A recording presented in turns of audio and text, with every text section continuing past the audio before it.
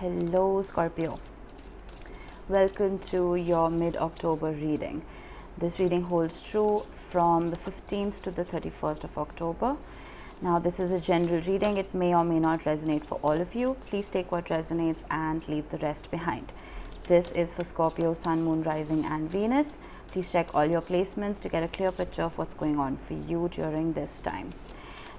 This is a love reading, so I will be pulling out two energies, one for you and one for your person. And to start off, I am pulling out an archetype, one for each of you. We will then move on to a wisdom of the oracle and a moonology before we pull out your tarot. Oh, I dropped a card. Give me a minute. The Creator. How lovely. Very similar archetypes if you think about it. Okay, let's get you a wisdom of the oracle. Come to the edge. I love this card. Okay, let's get you a moonology.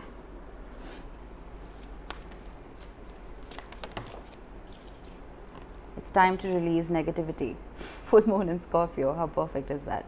All right, let's talk about this and then I'll pull out your tarot spread. With the womb archetype for you, it's a lovely archetype to get. It talks about the origin. It talks about the origin of everything. And when I was reading the book that came with this oracle deck, with this archetype deck, one line stood out to me and it said, Mother Earth also had a mother. Imagine her. And it gave me chills when I read it for the first time. So I think what this is asking you in a sense to do is to go back to your roots. And at the same time, it talks about being reborn or rebirthing your relationship in a new way, in a way that is very nourishing and warm and loving, and harmoniously starting something afresh. And I think the first step to take on this journey, it starts with self-love. Loving yourself promotes you to love another the correct way. Okay, it's a lovely archetype, and I think this is the energy you're being promoted to embrace at this time. For your person, the Creator, it's a very compelling archetype, because creators, if you think about it, when you're at a gathering, all right, and a creator, this could be an artist, a musician, someone who creates with their hands, if they enter a room, they're very distinct. You can tell that they're creators. You know what I'm saying? So, like I said, it is a compelling archetype. Now, your person could be a creator, or they could be someone who inspires people to create. It is an inspirational person, not a muse, I would say, but a person who gives people not the resources also, but gives people the will to create something out of nothing. And I think the womb archetype and the creator archetype together make a beautiful and dynamic duo. When it comes to your wisdom of the oracle, come to the edge. This talks about, when you're afraid to show your most intimate, the most intimate parts of your life to somebody else. And you put yourself in that very stagnant position where you're so scared that you build up walls around you, and there's always like this push and pull, right? So this card is promoting you to literally come to the edge, and don't forget to take a leap of faith, and don't be scared to take that leap of faith. This kind of reminds me of the Fool in the regular tarot. So I think this is asking you to be a little more bold and to take more risks when it comes to love. And it's time to release negativity. Scorpio, if I'm not wrong, you got this in your September reading or in your your full October reading. I'm not certain, but it did pop up for you before. So we will pull out the tarot and see what this could be regarding. All right. Yikes. 10 of Swords, 8 of Swords, Two of Cups. Thank God. I was getting worried for a minute. Okay. Let's get 3 cards for your person. Oh, wow. I'm dropping cards left, right, and center.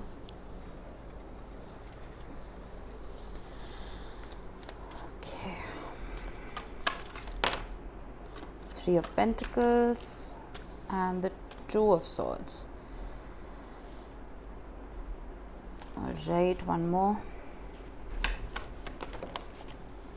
6 of Pentacles. That's good to see.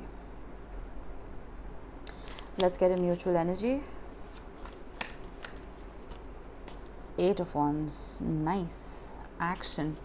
Alright, before I clarify, let me just go over your spread. 10 of Swords. Being in a very, very anxious headspace where you're basically in a lot of pain, Scorpio. Alright, I'm not going to sugarcoat this. The 10 of Swords is a very, very painful card.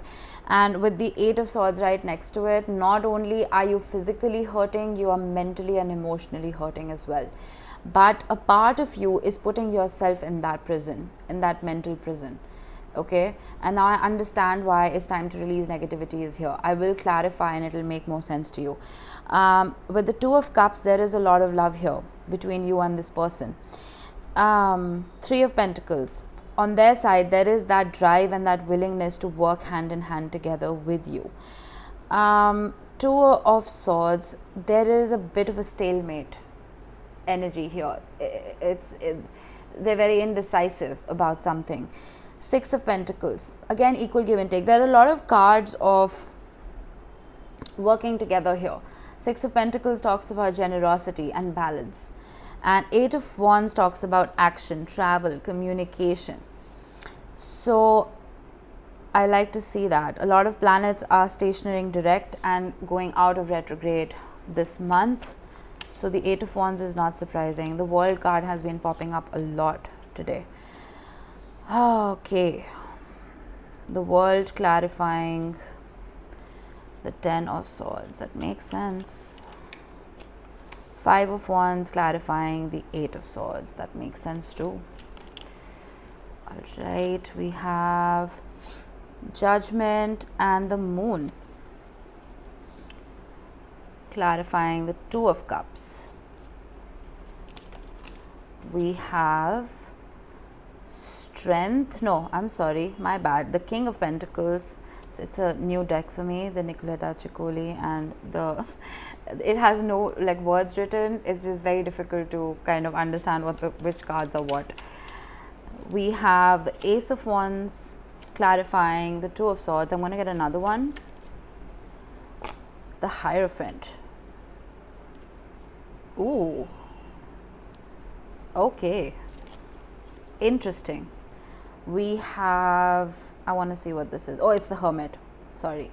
The Hermit clarifying the 6 of Pentacles. I want to get another one for this. 3 of Wands. Alright, let's clarify the 8 of Wands. We have a lot of Wands energy, a lot of fire here. Page of Wands. And the 10 of Cups. I love this. Okay. So, the World card here is talking about a completion of a chapter, and that has brought about a lot of pain to you. There could have been an ending in this relationship which caused a lot of suffering, and there were probably a lot of arguments, a lot of fights, and a lot of trying to one-up each other, which has led you to put yourself in that mental prison. So you're very anxious and stressed, and you're constantly replaying those fights in your mind. Okay, now, but the good thing is with the 2 of Cups, since there is a lot of love here and we have the Judgment card and the Moon popping up, I feel like though there are secrets, maybe you guys are not in touch, you don't know what's happening in each other's lives, but I feel like that, I don't know why I'm getting that energy that you're not fearing that. You're not fearing the unknown. you're willing to, so you remember I said rebirth? You're willing to rebirth this whole relationship, but in a very meaningful and nurturing way. You want to let go of those arguments and let go of that turmoil and reinitiate this in a very healthy way, because there's a lot of love here. I see that love on your person's side as well. So, give me a minute. The King of Pentacles is clarifying the Three of Pentacles. So yeah, your person, I feel like they could be either very well settled, very well to do, and they probably have everything going for them, you know. And I feel like a part of them is willing to put in those resources into this relationship. I'm not talking about financially, but it could also mean the King of Pentacles is someone who's very stable, okay, someone who's very sure of themselves, and someone who's very commanding in a very grounded fashion, not in an emperor-like fashion. You know what I'm saying?